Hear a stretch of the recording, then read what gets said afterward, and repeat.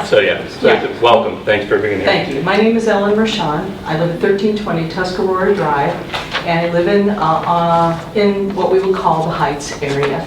And certainly I hear about the levy as a majority. The people who are here. A 16.78 mil levy is quite a big ask. Now I understand that the state has continued not to provide the funding that they used to provide for the schools and the municipalities as well. So everyone is, looking for money here. I understand that, but my neighborhood, I am also the founder of the Loveland Heights Neighborhood Association, and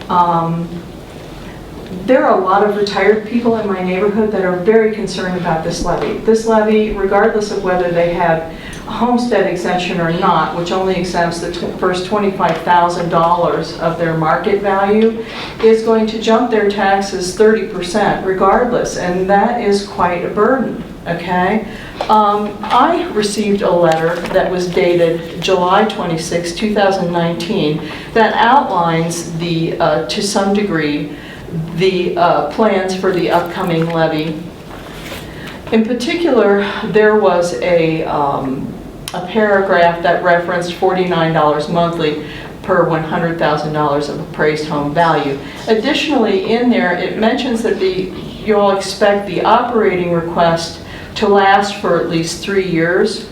I wanted to make sure that I had my facts and figures straight, so I called the Hamilton County Auditor's Office and talked to a representative of theirs. And I'd just like to say that what I found out was a bit concerning, because 3 years and 37 are kind of different.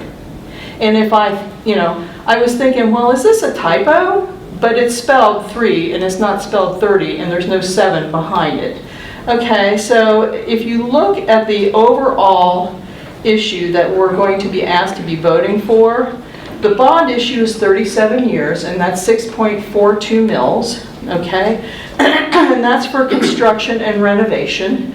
There is a continuing improvement, I guess, probably for expenses, an expense levy that is 6.9 mils, and then there's a permanent improvement levy of 3.41 mils, and that's for, I guess, to fix things up or additional renovations.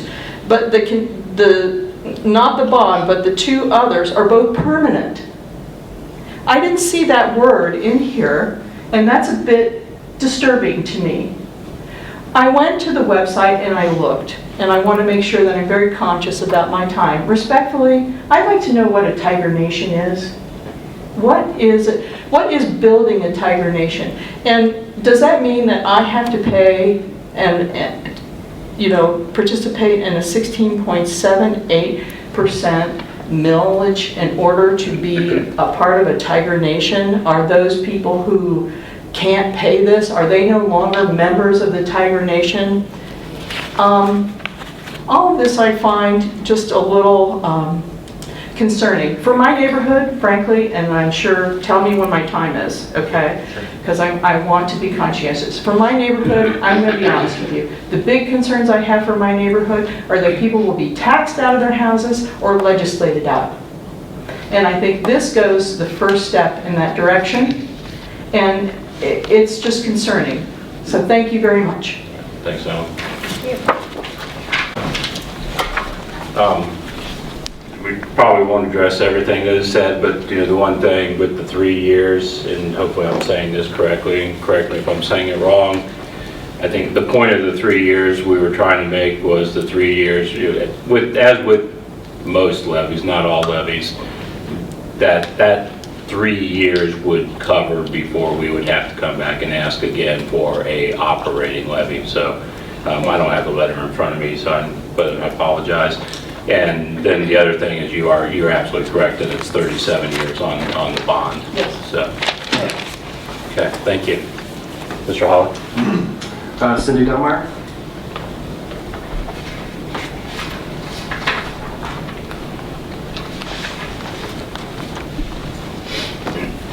Welcome.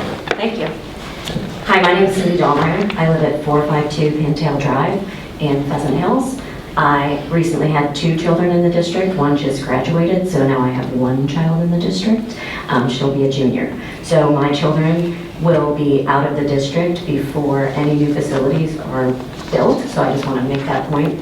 I am an active parent in this community and in this district, and this levy is no surprise. It's sorely needed. The district leadership has done a phenomenal job of including the community in the discussions and hearing the needs and concerns of the community members in terms of what is needed for students and student growth. I feel like the leadership has taken this responsibility very seriously. I also feel like our district can stretch a dollar like nobody's business, right? So if you look at student expenditures across multiple districts, ours is one of the lowest in the area. And we have exceptional students in our district. We, as a district, I think are charged to create 21st century citizens, and we need to give them 21st century facilities in order to be able to do that. We also need a school that meets current safety needs in terms of, with the way things are happening in society, I feel like, having a school that meets all the safety requirements is imperative. I also feel like our district has done so much with instruction, with what they've had. We have a robotics team that is 23rd in the nation out of over 15,000 students. And this is not based on 1 year's performance. This is based on 8 years of performance. So you can clearly see the quality of instruction that is happening. We have a nationally ranked show choir that performs in one of the smallest auditoriums in the area. I would challenge anyone here to go to a show choir performance and watch some of those children who are trying to perform and they're in the wings because our stage is so small. Is what I'm trying to say is our quality of instruction, it's not a flash in the pan, it's sustained over multiple years, and we have done so much with so little. Now is the time. We can't keep kicking this can down the road. It's only going to get more expensive, both for community members who are trying to sell properties, and new residents are comparing our district to others, and when they go on tours, let me tell you, our district looks old and worn and out of date compared to other districts. I challenge people here to go take tours of other schools and other buildings and see what they are able to offer their students. So again, it's going to be more expensive both for the community and in terms of trying to do this in the future. Costs don't go down. Now is the time. Interest rates are good, and it's only going to get more expensive. I feel that the day we stop investing in our schools is the day we stop investing in the future of our community, and I'm about investing in the future of our community. Thank you. Sorry, didn't mean it. Thanks. Last of that, James. It's okay. Thank you. I can take it.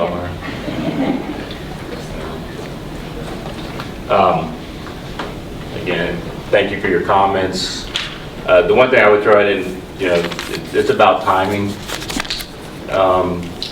It's very, not to throw a lot of numbers around tonight, but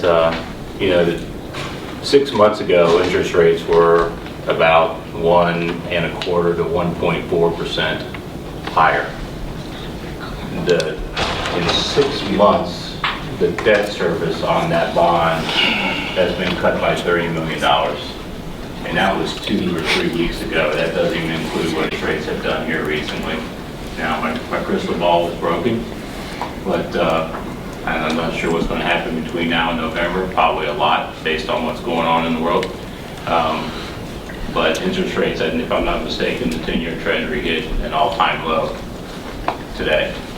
So the timing is perfect, and I think you made a very good point that, if I'm looking at it, if I have to make a decision that we're going to have to do something now, or we're going to have to look in the future, I'd much rather pay for it now than in the future. So, but I appreciate your comments.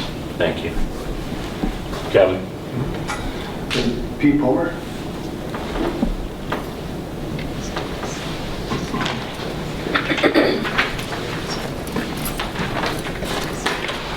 I'm Pete Palmer, live at 306 Wilmington Drive, Loveland, Ohio, 45140. Welcome. A few questions I have for you, board members. A, if you assess this tax on all property, you realize that Loveland has a lot of small businesses. You will probably drive them out. Now, being as Loveland will lose the income from those businesses, then Loveland's going to have to raise their tax to give us the fine police and ambulance service that we have now. Second question is I read that you put $100,000 down on the property Granite Grailville. Is that correct? Yes, sir. Where did that money come from, and do you lose it if this bond issue fails? So we do have something called a permanent improvement fund, and so we utilize some of those funds to pay for that. If we purchase the land, we do not lose the money. But if the bond issue fails and you lose the money? So those are two separate issues. So the purchase of the land is not necessarily actually tied to the bond levy. The bond levy, That's what it says on your website. not To necessarily. purchase 110 acres at $70,000 an acre. So that's part of the plan, but the purchase of the land will not be tied into the bond levy. Okay, and where did that money come from? Was that from the general fund working of the schools?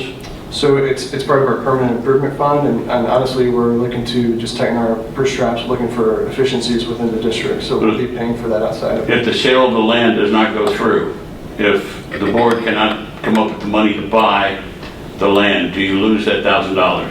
The correct statement is if we do not purchase the land, then we would lose the $100,000. You will lose $1,000. Gentlemen, I think that's misuse of public funds. I'm done. Any time I have left, I give to him. All right, thank you. Mr. Hogg, please. Walter Galladay?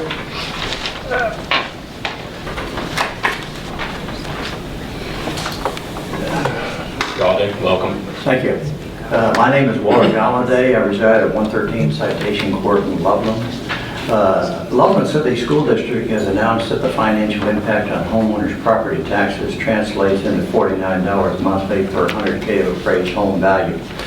$49 times 12 equals $588 per annum. I live in a modest home in Hamilton County with a market value of $229,810. To mathematically compute my residence, you would shift the multiplier around by moving the decimal point past the 2. The answer for me is an additional $1,351 per annum in school property taxes. Assessed valuation is a little bit different mathematics, but it produces the similar results. Either math formula will produce a 47% increase in school property taxes over our present 2018 tax year. For me, if the school tax levy passes this November, additional school property taxes of $675 would be payable in January and June for calendar year 2020. Two additional comments about the proposed 2019 school tax levy. Presently, for my home in Hamilton County, Loveland City School District taxes account for 59.78%, or almost 60% of the property taxes I pay annually to Hamilton County. If the proposed 2019 levy passes, Loveland City School District taxes will significantly increase and account for 68.2%, or almost 70% of the property taxes I will pay to Hamilton County in calendar year 2020. Lastly, today I pay $1,434 in property taxes twice a year to Loveland City School District. If the proposed 2019 tax levy passes in November, I will be required to pay additional taxes of $1,351. The additional amount is slightly less than my present 2 half-year payments. The increase would almost equate to a third permanent school tax payment beginning in property tax year 2019 and continuing on indefinitely.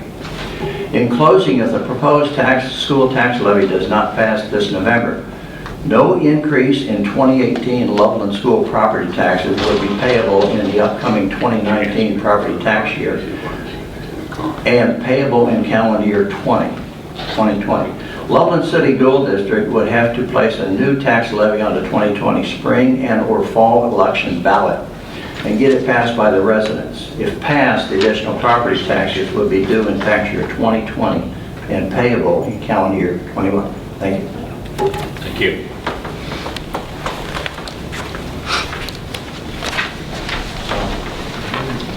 Alan Werner.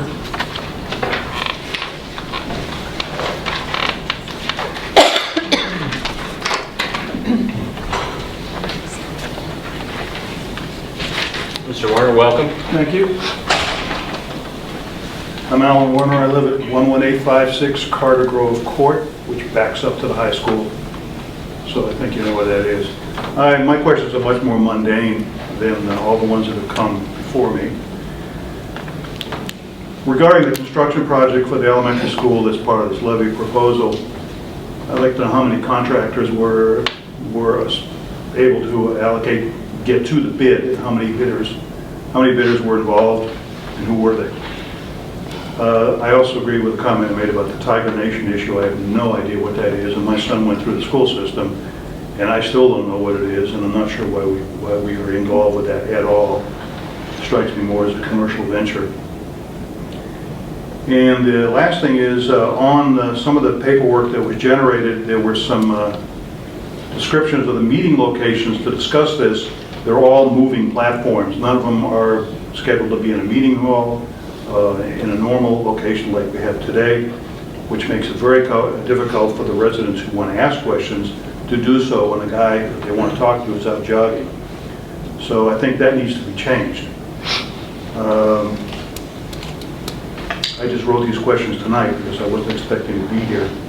So I think I will leave those 3 questions with you for answering, and I'm sure there will be more meetings about this at a later date. Thank you. Mr. Holland, please. Bob Gerstenmaier.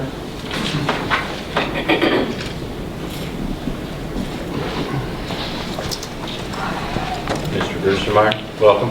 Thank you. Slide down a little bit. My name's Bob Gerstenmaier. I have a 7th grader, a freshman, and a senior in Loveland schools. Like some other people in this room, I'm mad. I'm mad that we didn't get a new school back in 2004 when the permanent improvement levy was put in place. I'm mad that a master plan wasn't completed long before now. I'm mad that our city leaders didn't have the foresight to attract more businesses so that we didn't have a 92% residential tax base. But all those things are in the past, and there isn't anything we can do about them now. I don't drive my car looking through the rearview mirror. I look out ahead and make decisions of the things that are coming down the road. This school board has done the same thing. They can't remake the decisions of the past. We can only evaluate where we are right now and look to the future. We all wish we could have a do-over so that this ask wouldn't be as big as it is, but that's impossible. To the school board, I'd like to say thank you. It was nearly 4 years ago that I started in this process when I participated in the facility review, where we toured every building and facility in the district. We've come a long way from there. I appreciate the process you went through to come to this decision. You've been open, inclusive, and welcoming to alternate opinions throughout the entire process. You should be commended on the process and all the steps you undertook throughout this entire period. There is no zero-cost option. Even if nothing new is done, the costs are north of $60 million for just facility repairs over the next 10 years. Add the operational cost to fund existing operations with the district, and it becomes very evident that of this 16 mil levy request, nearly 14 mils would be needed just to fund operations and repair existing facilities. So if someone thinks that this is a money grab by the school board, it's so far from that. Sure, we're going to get new buildings, but the cost to the taxpayer over the long term will be so much lower than trying to maintain the status quo. We'd just be kicking the can down the road, a can that only gets bigger and bigger as time goes by. Yes, this ask is big, but the reality is it's needed. You're not asking for the Taj Mahal of schools. The costs for doing all of this are reasonable in today's environment, and it will only get progressively worse. Please keep pushing ahead to get this approved. We have antiquated buildings and facilities that are long past their useful lives. And there are a lot of supporters out there that may not be as vocal as some of the detractors, but they are out there wishing for the best for our kids, our schools, and this community. So thank you again for your efforts in this most important endeavor. Thank you.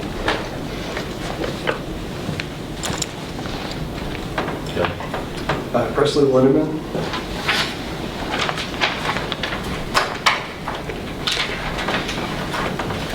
Welcome. Thank you. Good evening, everyone. My name is Presley Lindeman, and since address seems to be a common theme, I live at 11737 Redview Lane. I'm here to tell you a little bit about myself and my involvement in the Building Tiger Nation process. First, I'd just like to say what Building Tiger Nation means to me personally. I have 3 children. Now it's just 2. I dropped him off at college this morning. 2 children in the district, and I've been here for 8 years. My children have been in every school in the district except for LECC, and I have volunteered in all of those schools. So I see what I've seen firsthand while the kids are there, what's going on and how things work. And what stands out to me is that the kids in our district are, they're kids like every other kids, but they get such amazing attention and instruction and dedication from the teachers and the administrators. And as a community, Building Tiger Nation means building these kids to be leaders, to be productive members of our society in the future. And as a stay-at-home mom, that's really what I do. That's pretty much all I do is raise kids. And it's so important to understand that we are all in this together, and we are all building something larger than ourselves as we're building Tiger Nation. It does sound a little kitschy, but it's exactly what it says. We're building these kids to be, and because we're Loveland Tigers, right? That's where the tiger comes from. Not necessarily tigers, but people who are able and capable to be ready for whatever comes at them. Having been specifically in the LES building, when I moved here, I found out that what used to be the high school. And there are the people who remember it as the high school. It's a very old building, and consistently there are problems, not just with there's not enough space for our books, there's not enough space for our kids, which there isn't, but the plumbing doesn't work well because it's old. 30 seconds. So I guess in conclusion, I just want to say that I'm really excited about what's coming forward and what is going to be happening in the district, even though my kids will have graduated before it all comes to fruition, because I'm the kind of person who'll still go to the schools and volunteer because I believe in building kids. Thank you. Thank you.